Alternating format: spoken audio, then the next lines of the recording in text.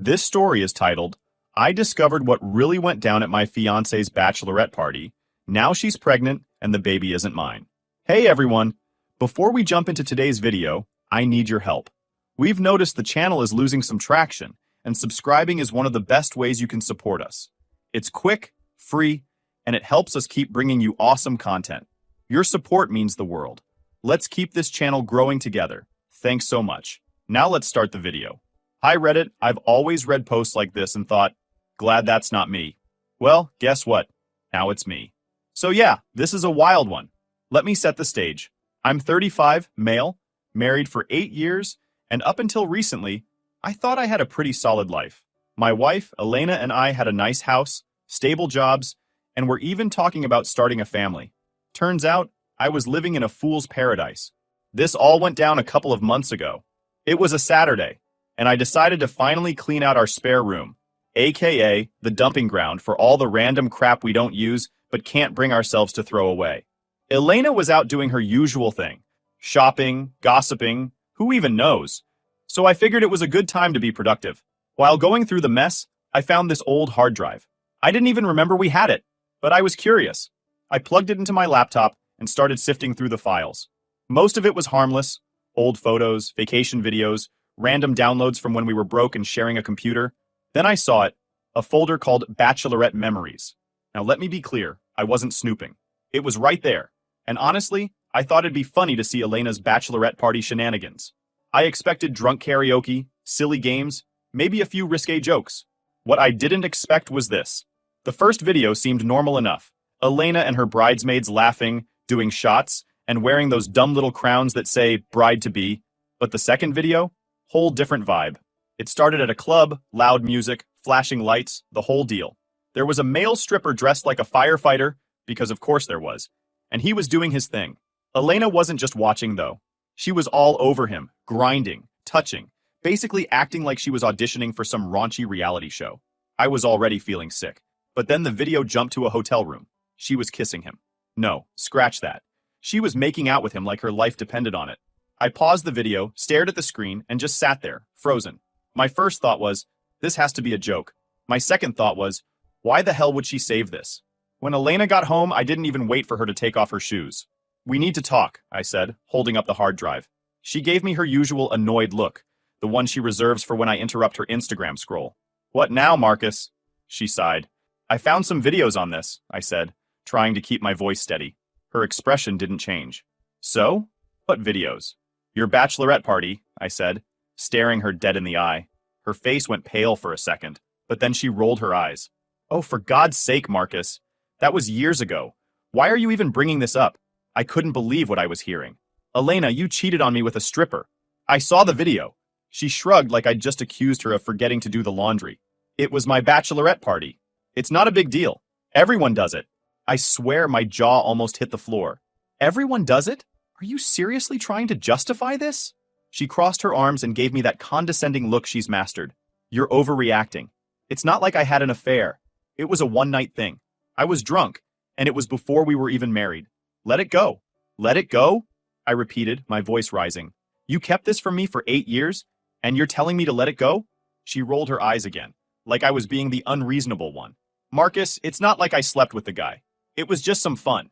I didn't tell you because I knew you'd blow it out of proportion. And look, you're proving me right. I couldn't believe her audacity. Not only was she unapologetic, but she was acting like I was the villain here. I trusted you, I said, my voice shaking. And you betrayed me. This isn't just some little mistake, Elena. You lied to me for years. That's when she hit me with the classic Elena move, turning the tables. Oh, grow up, Marcus. You're acting like a child. It's been 8 years and we've had a great life. Are you seriously going to throw that all away because of something stupid I did before we even said I do? I couldn't even look at her. I grabbed my keys and walked out. I didn't know where I was going. I just needed to get away from her. I ended up at a park, sitting on a bench like some kind of movie cliche. I kept replaying her words in my head. It's not a big deal. Everyone does it. Let it go. Was I crazy for feeling this way? Was I really overreacting? No, I decided. I wasn't. Cheating is cheating, and the fact that she didn't even feel sorry for it made it 10 times worse. When I got home, she was sitting on the couch, scrolling through her phone like nothing had happened.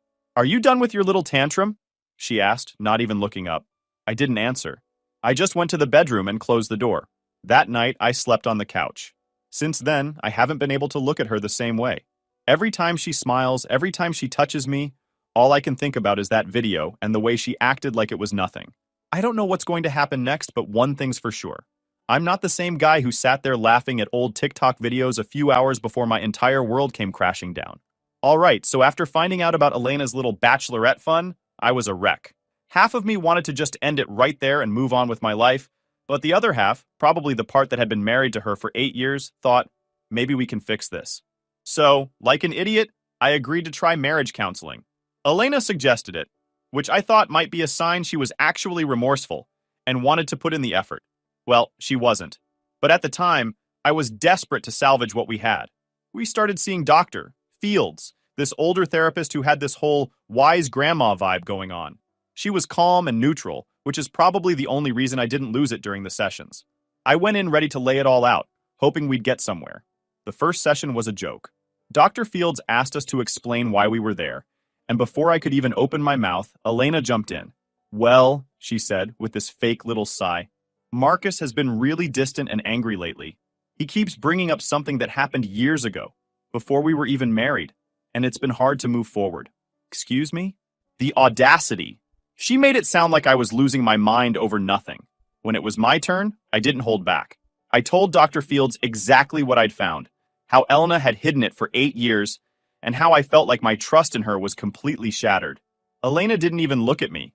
She just sat there, rolling her eyes like I was wasting her time.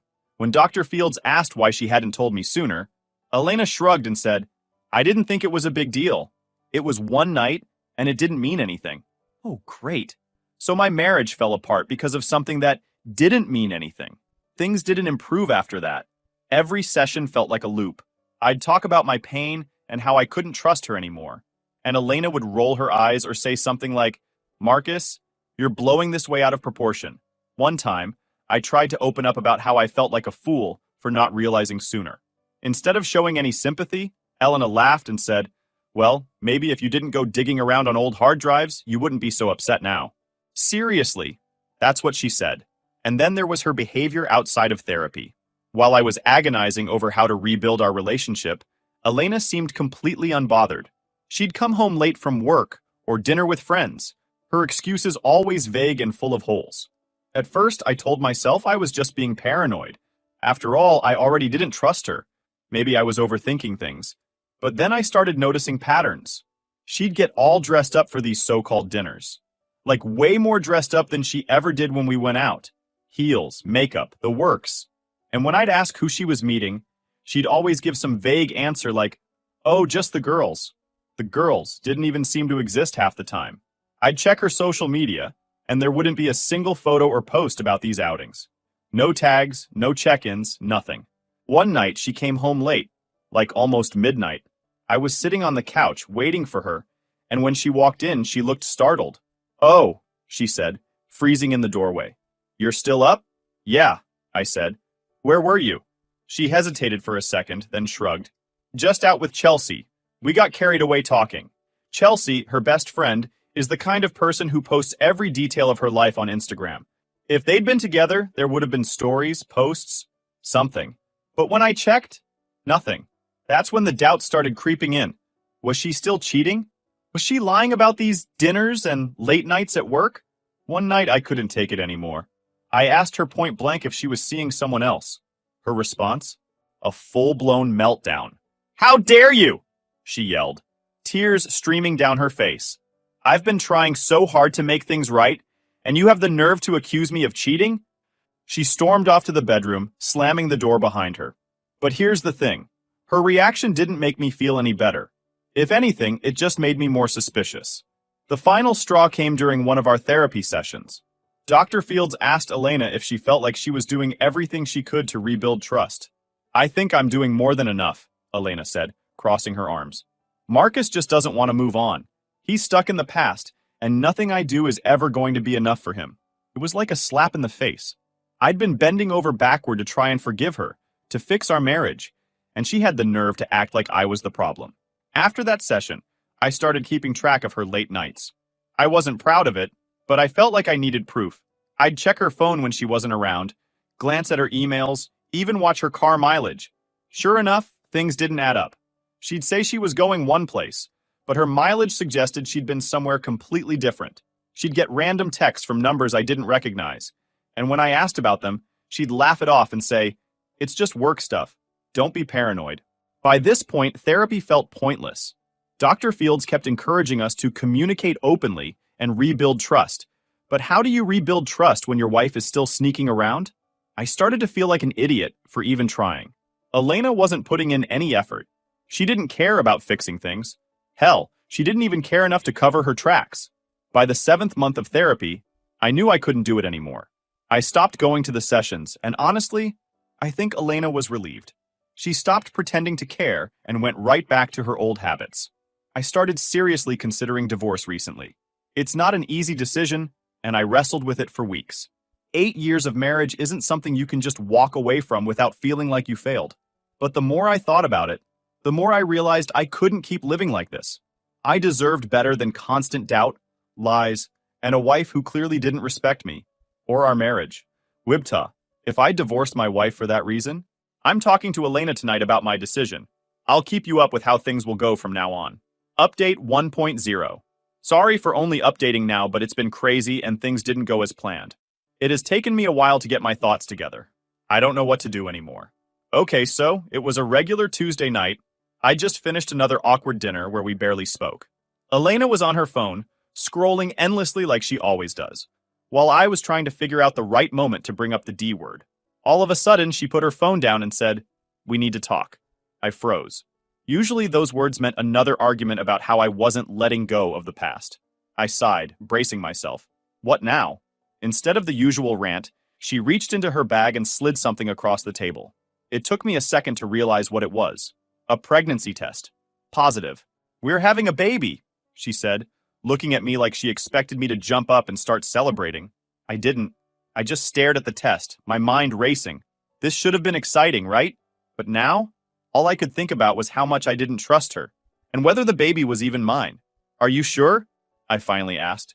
"Yes, Marcus," she snapped, like I was being an idiot. "I've taken 3 tests. They're all positive." I sat there, trying to figure out what to say. Was I supposed to be happy? Supportive? I felt completely numb. "Say something," she demanded, her tone shifting from expectant to annoyed. "I don't know what to say," I admitted. She rolled her eyes. "This is good news, Marcus. We've been trying for this."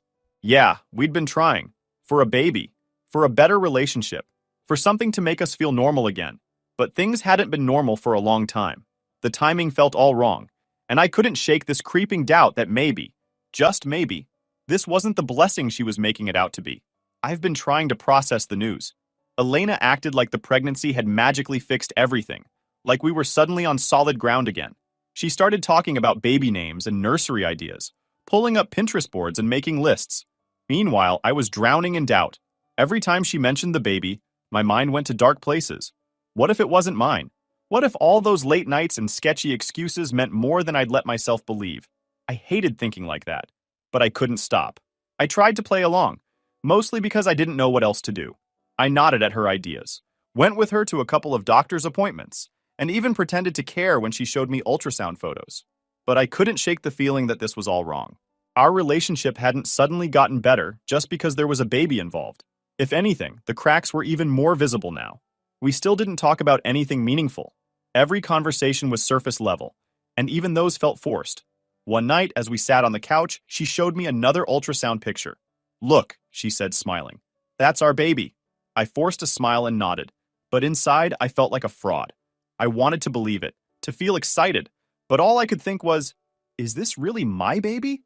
That's when I started running through the timeline in my head. The last time we'd been intimate wasn't recent. Things between us had been cold for months. Even when we tried to reconnect, it felt more like going through the motions than anything real. If the baby was mine, the timing didn't make sense. By my math, she would have conceived at a time when we weren't even really talking, let alone acting like a married couple. The thought made my stomach turn. I wanted to confront her, to ask her straight up if there was something she wasn't telling me. But every time I got close to bringing it up, I couldn't just because I can't put her under such tension while pregnant. After all, it's not the baby's fault.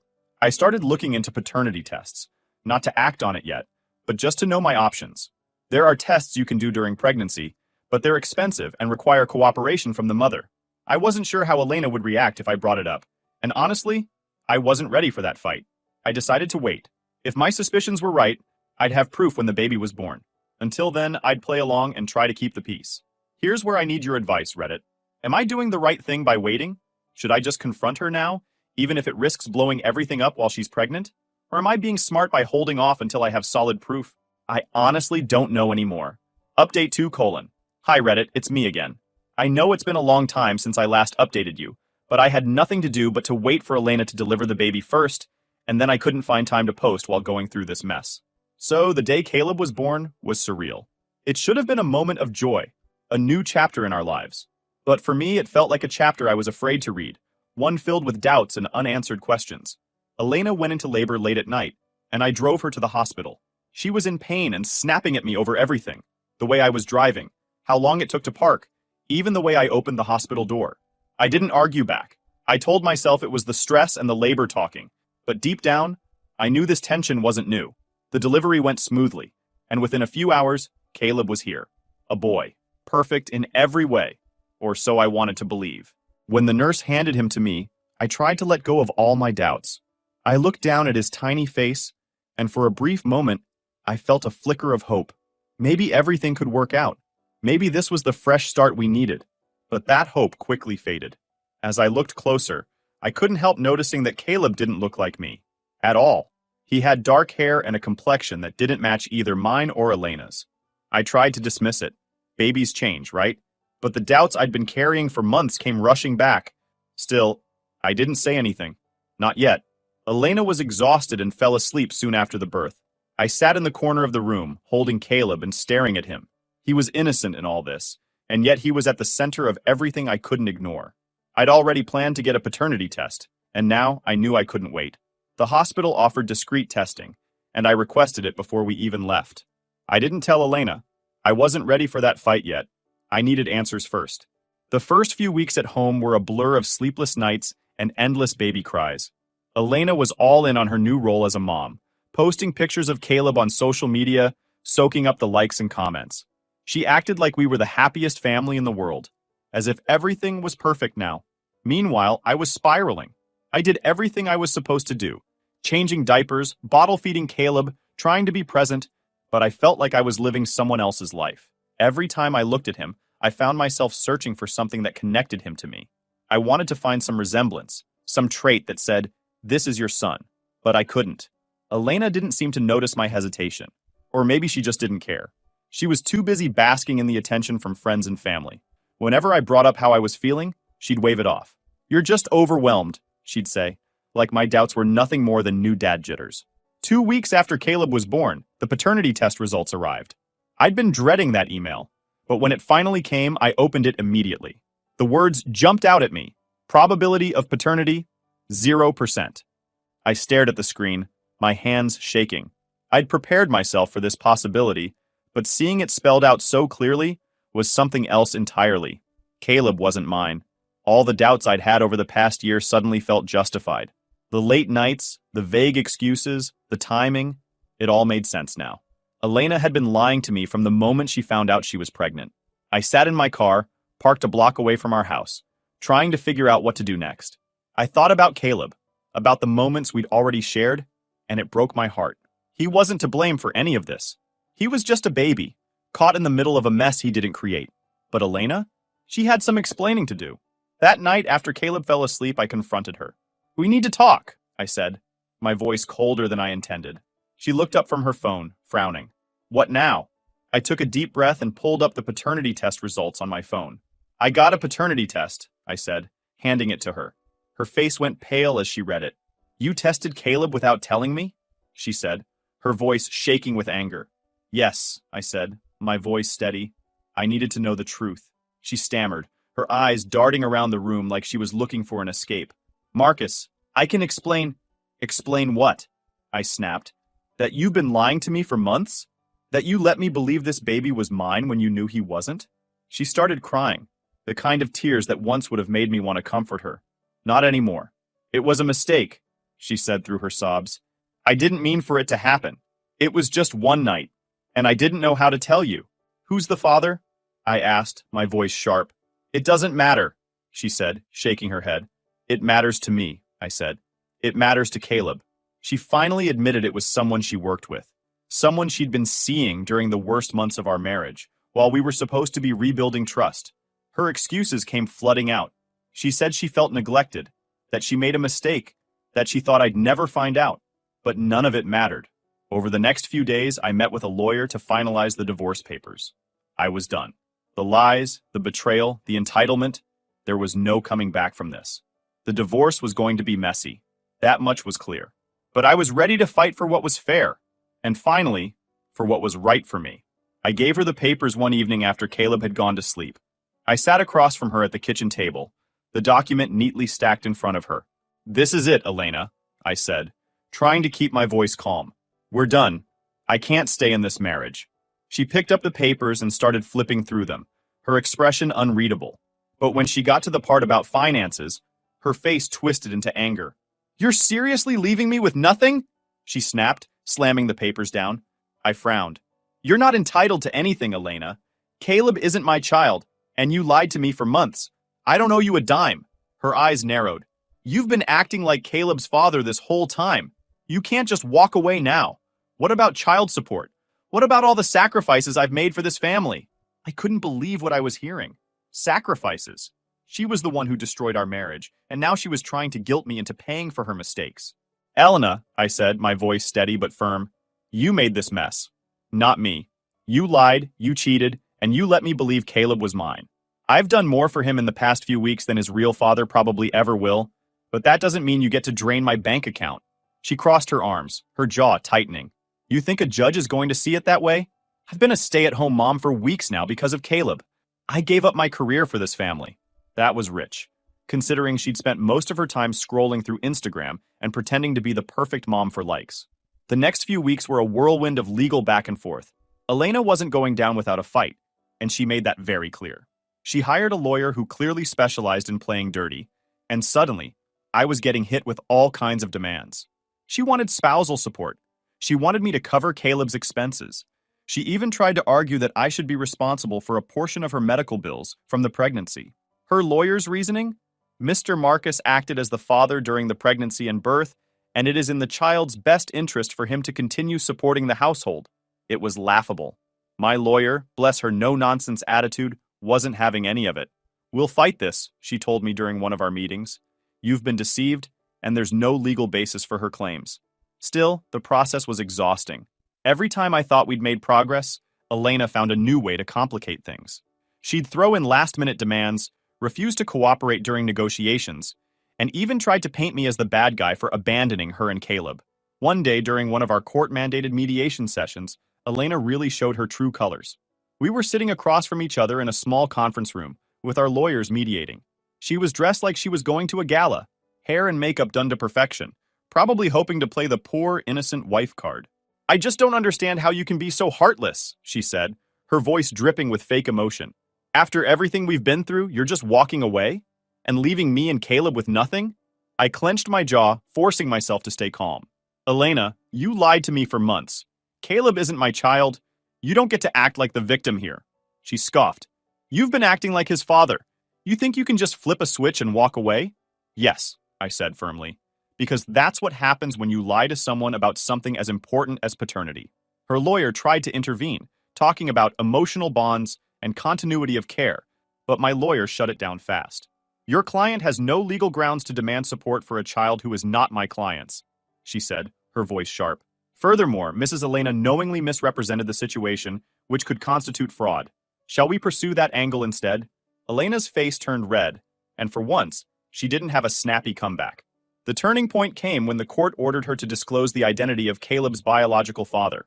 She'd been avoiding the topic for weeks, insisting it wasn't relevant, but the judge didn't buy it.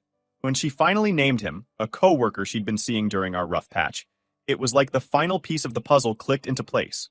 Her credibility took a massive hit, and any sympathy the court might have had for her went out the window. The judge ruled that I had no obligation to Caleb or Elena, financially or otherwise.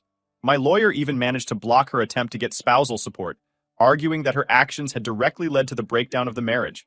When the final ruling came in, I felt an overwhelming sense of relief. Elena's demands had been denied, and I was officially free. Elena, on the other hand, was furious.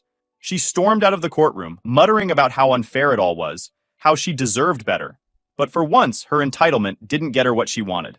I'll leave you here for now, Reddit. I'll keep up with your comments. Final update. Hey Reddit, it's been a while since I shared my story. I've had some time to reflect, and let's just say life has been interesting. A lot has happened since I finalized my divorce from Elena, and I thought you might appreciate an update. After the divorce, I moved out of the house and into a small but cozy apartment across town. At first, it was weird adjusting to life on my own, but honestly, it felt good. No more constant tension, and no more pretending everything was okay. It was just me, my space, and a fresh start. I threw myself into work and started going to the gym again, something I hadn't done in years. Turns out, physical activity really does help clear your head.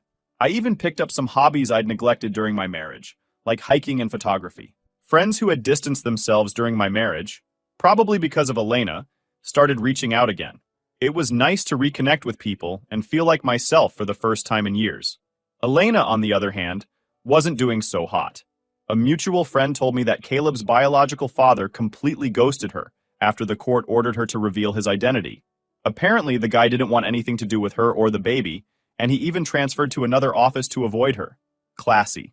With no real support system, Elena was left scrambling. Her parents, who had initially backed her during the divorce, were furious when they found out she'd lied to me about Caleb's paternity. They cut back on helping her financially, forcing her to face the consequences of her actions for the first time. Elena tried to put on a brave face for social media, of course. Lots of posts about how she was a strong, independent woman and loving single mom, but anyone who knew her could tell she was struggling. Elena wanted to get back in touch with me. She called me one evening, her voice shaky. "Marcus, I've been thinking a lot, and I feel like we should talk." I didn't even let her finish. "There's nothing to talk about, Elena," I said. She sighed dramatically, like she was the victim. "I know I messed up, but we had something real. Don't you miss what we had?" I almost laughed. "What we had was built on lies, Elena. I've moved on, and you need to do the same." She started crying, but I wasn't falling for it this time. I told her I wished her the best and hung up. A few weeks later, she showed up at my apartment. I have no idea how she found out where I lived, probably through a mutual friend or something. She was standing at my door, holding Caleb, looking tired and desperate. "Can we talk?" she asked. I didn't want to cause a scene, so I let her in.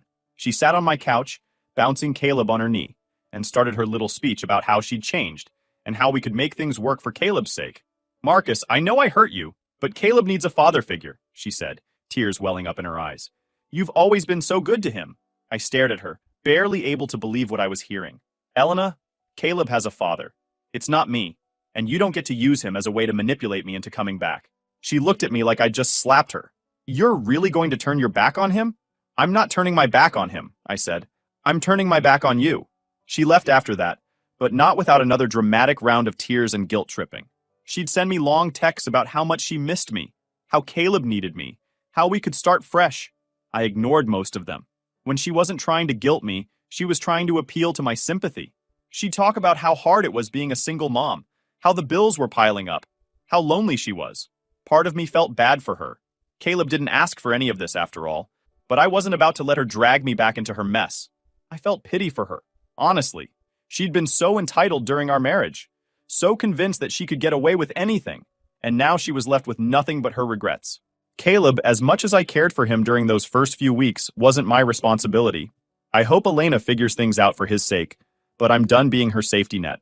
Looking back, I'm proud of myself for walking away. It wasn't easy, and there were moments when I doubted if I was doing the right thing. But now, seeing where I am and where Elena is, I know I made the right choice. And if Elena's downfall taught me anything, it's that you can't let someone else's lies and manipulation define your life. So yeah, Reddit, things are looking up for me. As for Elena, well, she's still trying to figure out how to clean up the mess she made. I wish her luck. She's going to need it.